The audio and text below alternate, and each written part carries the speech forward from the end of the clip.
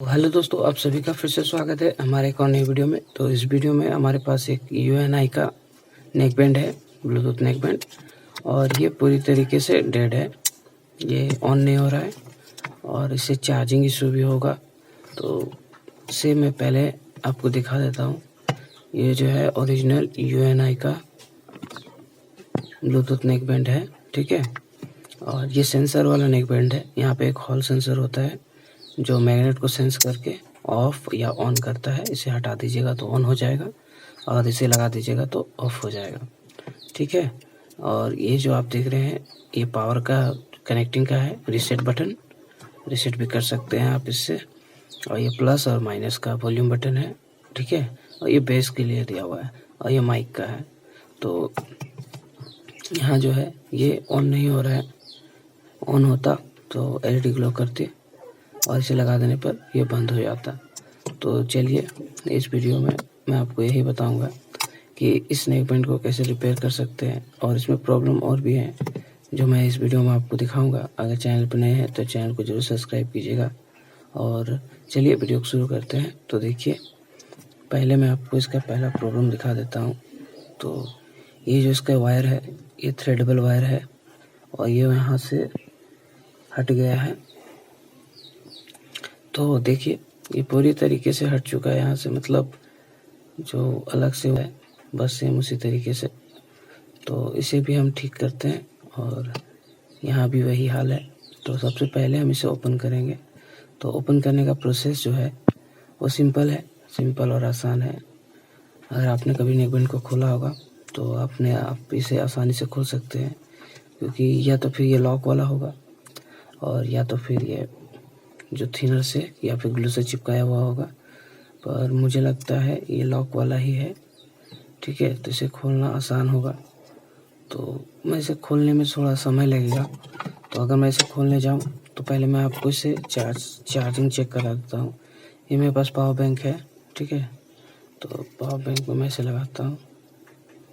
तो देखिए चार्जिंग तो शो नहीं कर रहा है और चार्जिंग कनेक्टर के अंदर भी पूरा जंग लगा हुआ है, वाटर लग रहा है, पानी वाटर डैमेज हो सकता है। इसकी वजह से भी हमको लगता है कि ये चार्ज नहीं हो रहा होगा और ये ऑन नहीं हो रहा है। तो चलिए मैं इसे ओपन करके पहले उसके बाद आपको दिखाता हूँ। और अगर मैं इसे लाइव ओपन करूँगा तो ये वीडियो बहुत लंबी हो जाएगी, पर मैं चाहता हूँ कि ऐसी जो वीडियोज़ हैं वो मैं लाइव ही करूँ। इसलिए अगर आप मेरे लाइव देखना चाहते हैं मेरे चैनल पे तो कमेंट ज़रूर कीजिएगा कि मैं लाइव करूं। लाइव में होगा ये कि जो मैं रिपेयरिंग वर्क करता हूं तो उसे मैं लाइव आपको दिखा सकता हूं। पर ऐसे अगर मैं वीडियो बनाऊंगा तो मेरे पास उतना समय नहीं है कि मैं इसे लाइव ओपन करके आपको बता सकूं, क्योंकि ये जो कैमरा आप देख रहे हैं ये कोई नॉर्मल कैमरा नहीं है, मेरा मोबाइल है और इस मोबाइल में स्टोरेज बहुत कम है। तो इसलिए वीडियो इसमें लिमिटेड टाइम से ही बन पाती है। इसीलिए मैं इसे अभी आपको लाइव ओपन करके नहीं दिखा सकता, पर इसे ओपन करने का तरीका बता सकता हूँ।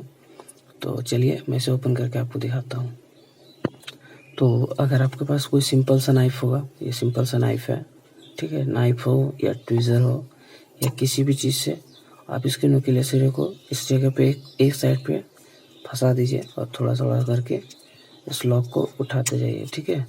तो अगर इसमें लॉक होंगे तो ये ऑटोमेटिकली खुलते जाएंगे। तो मैं इस साइड से भी दिखाता हूँ आपको। देखिए इसमें लॉक है और इस लॉक को छुड़ाते हुए किस तरीके से यहाँ से इस तरह से नाइफ डालिए और इस तरह से उठाइए, ठीक है। इस तरह से डालिए और इस तरह से इसे उठाते जाइए। जब इतना ओपन हो गया तो नेल होगा आपके पास, नाखून तो रखना ही होगा इस फील्ड में। तो नाखून से आप इसे थोड़ा सा प्रेशर दीजिए और ये ओपन हो गया, ठीक है। ये इसका मदरबोर्ड है। मैं आपको झूम करके दिखाता हूँ सामने से।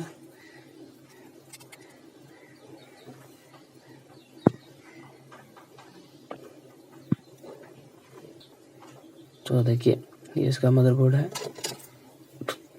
और मदरबोर्ड में जो आप देख रहे हैं यहाँ कहीं भी वाटर डैमेज नहीं है, पानी नहीं गया हुआ है इसके अंदर, ठीक है। बैक साइड में जो चार्जिंग कनेक्टर है ये बाहर से ठीक है, पर अंदर से इसमें जो है वो जंग लगा हुआ है, तो हो सकता है हमें इसे रिप्लेस करना पड़े।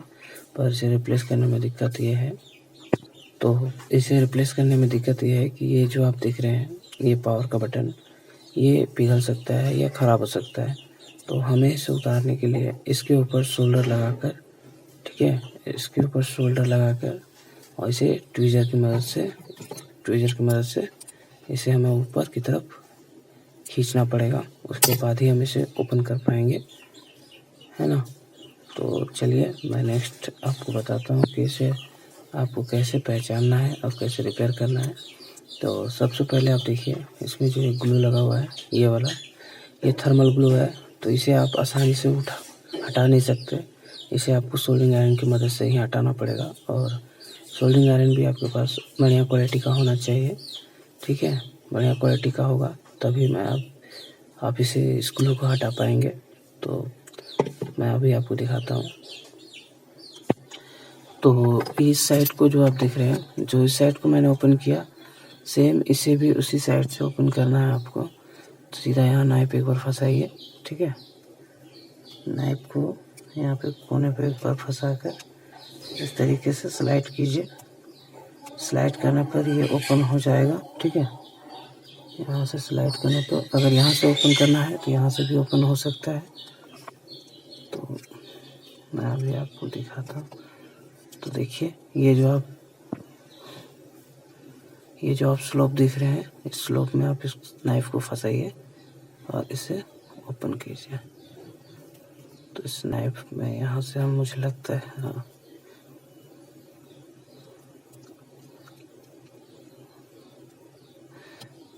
तो इसे खोलना आसान है, बस एक लॉक को यहाँ से ओपन करना पड़ेगा। फिर इस नाइफ को इस तरीके से उल्टा कर दीजिए और उल्टा करते हुए इसे आगे बढ़ाते जाइए और आगे बढ़ाते हुए यहाँ लास्ट तक जाकर इस तरह से उलट दीजिए, ठीक है। तो ये जो लॉक देख रहे हैं 1, 2 और 3, ये तीनों लॉक इधर से ओपन हो गए। अब यहाँ से हम इधर जाएंगे और इसे इस तरीके से खींच देंगे, फिर इधर से खींचते हुए जाएंगे, ठीक है। यहाँ से खींचते हुए यहाँ तक जाएंगे। तो ये लॉक ओपन हो गया। तो मैंने इसे अभी आपको लाइव ही दिखाया है। तो इसमें देखिए बैटरी, ये इसकी बैटरी है और ये है 300 mAh 3.7 वोल्ट्स, ठीक है। तो इसे ओपन करते हैं, हटाते हैं। यहाँ से हटाने के बाद यहाँ देख रहे हैं जो आप, ये यूनिवर्सल कनेक्टर है जो आपके हॉल सेंसर, मतलब स्पीकर बोल रहा हूँ, हॉल सेंसर बोल रहा हूँ। ये स्पीकर जो है, इस साइड से जो वायर इसमें आती है वो यहाँ पे लगती है और यहाँ से स्पीकर को लेकर के यहाँ से आउटपुट करती है, ठीक है। पर इसमें हॉल सेंसर का कनेक्शन नहीं है। हॉल सेंसर का कनेक्शन आपका इस वाले में है, ठीक है। तो यहाँ पर ये वाला वायर जो है,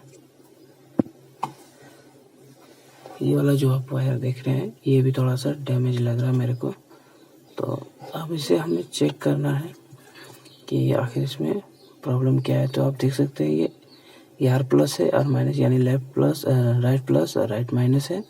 और यहाँ पर बी प्लस है ये वाला, और ये ग्राउंड है, और हॉल सेंसर भी यहीं पे होगा। तो हमें इसके बैटरी को पहले चेक करना पड़ेगा कि इसमें चार्जिंग है भी अवेलेबल या फिर नहीं है, ठीक है। तो उससे पहले इसके जो हॉल सेंसर है, इस हॉल सेंसर को चेक करना पड़ेगा।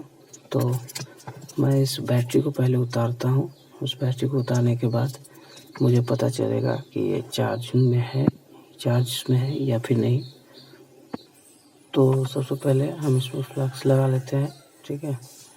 इसमें जो है ये फ्लक्स लगा लेते हैं और फ्लक्स लगाने के बाद इसके वायर्स को हम ओपन करते हैं। तो सबसे पहले हम इसे ऐसे ही पार्शली गर्म करते हैं, जिससे इसका जो ग्लू है वो साइड हो जाए, ठीक है।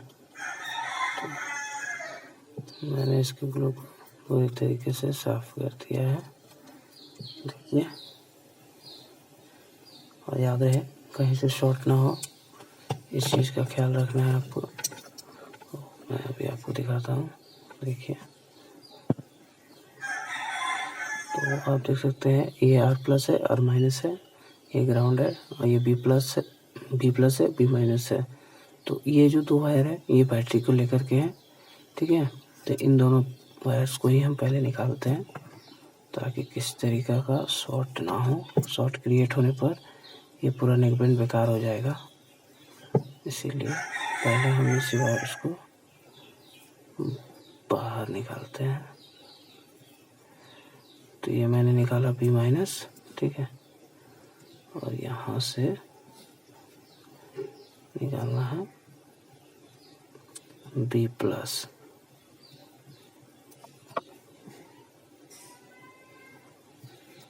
तो ये बी प्लस भी मैंने निकाल दिया, तो यानी बैटरी के वायर्स को मैंने हटा दिया है। तो देखिए मैं आपको साफ करके भी दिखाता हूँ।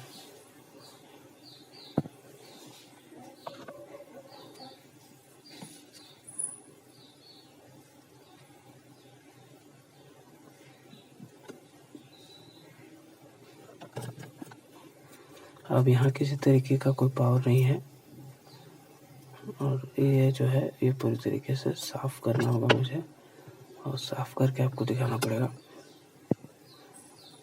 तो ये जो है ये मैंने बैटरी के वायर्स निकाल दिए हैं। अब हम इसे चेक करते हैं कि बैटरी में चार्ज है या फिर नहीं। इसके लिए इसे चेक करने के लिए आपके पास कोई भी मल्टीमीटर हो चलेगा, तो उसे 20 वोल्ट की रेंज पे सेट कीजिए, और इसका जीरो जो है वो कटा हुआ है। अगर आप मेरे वीडियोस को फॉलो करते हैं तो आपने इसे नोटिस किया होगा, मैंने बताया भी है कि ये जो इसका जीरो है वो काम नहीं करता है। तो देखिए ये पी प्लस यहाँ से ले लिया, ये पी माइनस है, ठीक है। तो पी माइनस पे मैं माइनस वाली प्रोब को लगाता हूँ, और पी प्लस वाली प्रोब को मैं प्लस वाली प्रोब पे लगाता हूँ। तो देखिए वोल्टेज में जीरो शो कर रहा है, ठीक है।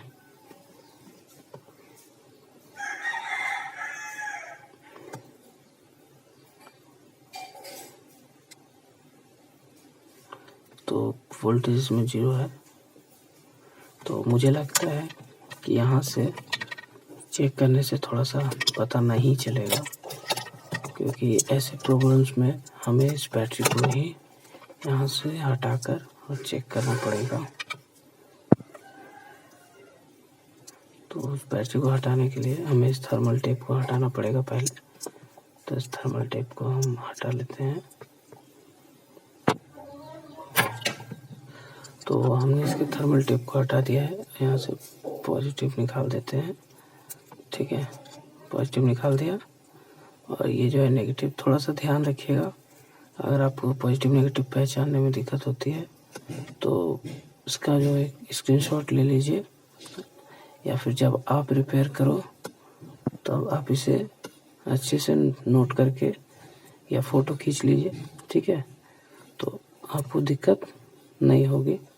पर मुझे पता है ये पी प्लस बी माइनस का जो कलर कोड है वो कौन सा होता है। तो अब हम इस बैटरी को डायरेक्टली चेक करते हैं मल्टीमीटर से।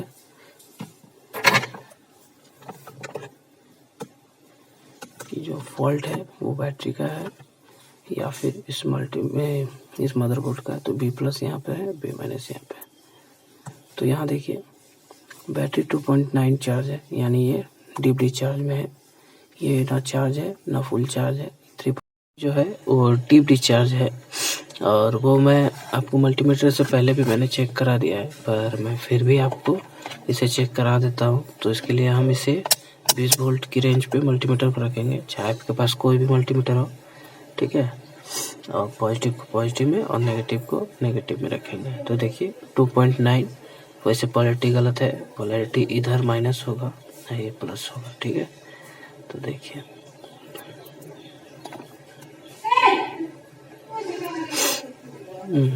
2.9 यानी ये डीप डिस्चार्ज है। तो इसका मतलब ये है कि जो इसका ये मदरबोर्ड है वो इसे चार्ज नहीं कर पाएगा, तो इसे हमें साइड से चार्ज करना पड़ेगा। तो इसे डीप डिस्चार्ज से निकालने के लिए आप चाहे तो किसी वायरलेस पॉट का सर्किट का यूज कर सकते हैं, ठीक है, या तो फिर नेकबैंड का भी सर्किट आप यूज कर पाएंगे। पर ये जो है ये तो चार्ज नहीं कर पाएगा, क्योंकि इसके लिए 4.1 का वोल्टेज चाहिए। तो या तो आप TP4056 मॉड्यूल का भी यूज कर सकते हैं। तो ये है TP4056 मॉड्यूल, पर ये हाई एम्पेयर से चार्ज करेगा। तो आपको बस ये ध्यान रखना है कि इसे आपको ज़्यादा देर तक इससे चार्ज नहीं करना है, ठीक है। और अगर आपके पास वायरलेस पॉट का अगर सर्किट है तो आप बिंदास इसे कम से कम 15 मिनट के लिए इसे चार्ज कर सकते हैं। तो मैं इसे अब इसमें लगा देता हूँ और लगा के इसे चार्ज करता हूँ और आपको भी कनेक्शन समझा देता हूँ, ठीक है। तो देखिए मैंने इसका सिंपल कनेक्शन दिखाया है आपको करके, तो मैं आपको समझा देता हूँ। तो ये B+ है जो इसके B+ से जुड़ा हुआ है, और इसके B- है जो इसके B- से जुड़ा हुआ है, ठीक है। और इसमें चार्जिंग के लिए 2 पोर्ट्स हैं, 2 Type-C पोर्ट्स। तो किसी एक में हम इसे चार्ज करेंगे। तो ये हमारे पास Type-C का एक चार्जिंग केबल है। तो देखिए मैं इसे आपको इसमें लगाता हूँ और दिखाता हूँ। तो देखिए अब ये चार्ज करना इसे शुरू करेगा, जो यहाँ पे ग्लो देख रहे हैं। तो ये जो है ये चार्ज करना शुरू कर चुका है। तो आप अगर चाहें तो मैं इसे आपको मल्टीमीटर से चेक करके दिखा देता हूँ, ठीक है, कि ये चार्जिंग कर रहा है या फिर नहीं। तो देखिए इन दोनों पॉइंट्स पे लगाने पे वोल्टेज शो करेगा।